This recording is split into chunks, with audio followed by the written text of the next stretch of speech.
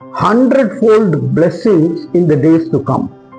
நித்திய ஜீவன்ல அந்த விலையேற பெற்ற வாழ்க்கைக்காக இன்றைக்கு அவர் அழைக்கும் பொழுது நாம செய்ய வேண்டிய காரியம் அவர் அழைப்பின் சத்தத்தை கேட்டு போக வேண்டும்.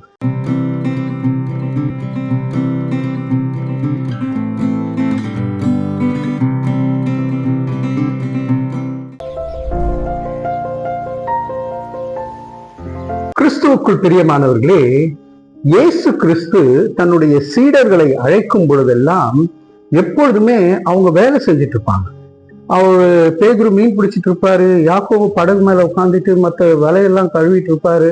அப்போ நீங்க வாங்க, நான் உங்களை மனுஷர்களை பிடிக்கிறவர்களாக்குவேன்னு சொல்லும் போது அவங்க வேலையை அப்படியே விட்டுட்டு வந்துடுவாங்க. இப்ப திடீர்னு பேதுருக்கு, போல்டு பேதுரு இல்லை, அவர் எப்போதும் இடக்க முடக்கா கேள்வியெல்லாம் கேட்பாரு. அவரு கேட்கிறாரு, கடவுளே நீங்க எங்களை வாங்க சொன்னீங்க, நாங்களும் செய்யற வேலையெல்லாம் விட்டுட்டு வந்துட்டோம், இப்போ எங்களுக்கு என்ன கிடைக்க போகுது அப்படின்னு பேதுரு கேட்கும் போது இயேசு பிரதியுத்தரமாக சொல்லுகிற பதில் இன்றைக்கு காட் மார்னிங்ல நமக்கு சிந்திக்கும்படியாக கடவுள் நம்முடைய எண்ணங்களை திசையை திருப்பி இருக்கிறார்.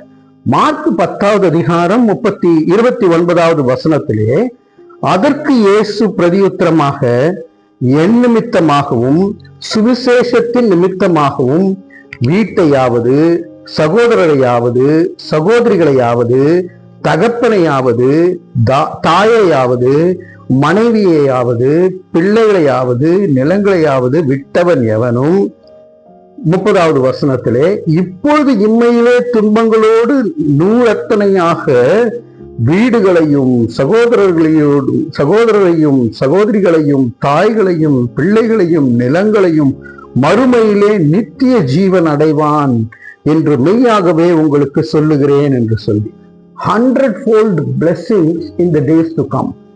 நித்திய ஜீவன்ல அந்த விலையேற பெற்ற வாழ்க்கைக்காக இன்றைக்கு அவர் அழைக்கும் பொழுது நாம செய்ய வேண்டிய காரியம் அவர் அழைப்பின் சத்தத்தை கேட்டு போக வேண்டும்.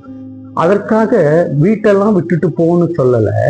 கடவுள் அதற்கு முக்கியத்துவம் கொடுக்கதை காட்டிலும், ஏன்னா இதே வேதத்துல உன் வீட்டையே நீ சரியா பார்த்துக்காதவே நீ எப்படி சபையை பார்த்துக்க முடியும் என்று சொல்லி அப்போஸ்தலனாகிய பவுல் சொல்லுகின்றதை பார்த்திருக்கிறோம்.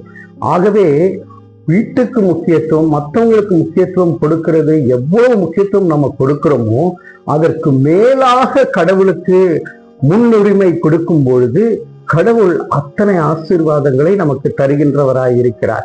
இந்த எளிய காரியத்தை கூட நம்ம கடவுளுக்கு செய்ய முடியலன்னா நாம என்னங்க நம்ம வாழ்க்கையில செய்ய போகிறோம்? கடைசியிலே நித்திய ஜீவனோடு கூட 100-fold blessings நமக்கு தருவேன் என்று சொல்லுகிறார். இன்றைக்கு நம்மோடு கூட பேசுகின்ற, இந்த வசனத்தோடு கூட பேசுகின்ற தேவன் சொல்லுகின்றார், நீ யாருக்கு முன்னுரிமை கொடுக்கின்ற, எதற்கு முன்னுரிமை கொடுக்கின்றாய் என்று கேட்கும் பொழுது, ஆண்டவரே உமக்கு நான் முன்னுரிமை கொடுக்கின்றேன் என்று சொல்லி நாம ஆண்டவரை முன்வைத்து ஆண்டவர் சொல்லுகிற காரியங்களை செய்யும் பொழுது நூறத்தனையாக நமக்கு ஆசீர்வாதங்களை கொடுப்பார். தலைகளை தாழ்த்தி தேவனை நோக்கி பார்ப்போம். அன்பின் பரலோக பிதாவே, நாங்க பல வேளைகள்ல we keep you as a last preference Lord, ஆண்டவரே லாஸ்ட் ப்ரையாரிட்டியா உங்களை வச்சிருக்கோம் கர்த்தாவே. உண்மை நாங்க முன்வைத்து எங்க காரியங்களை செய்து நூறத்தனையான ஆண்டவரே ஆசீர்வாதங்களை நித்திய ஜீவனோடு கூட பெற்றுக்கொள்ள எங்களை ஆசீர்வதிக்கும்படியாக இயேசுவின் மூலம் ஜெபிக்கிறோம் நல்ல பிதாவே. ஆமேன், ஆமேன்.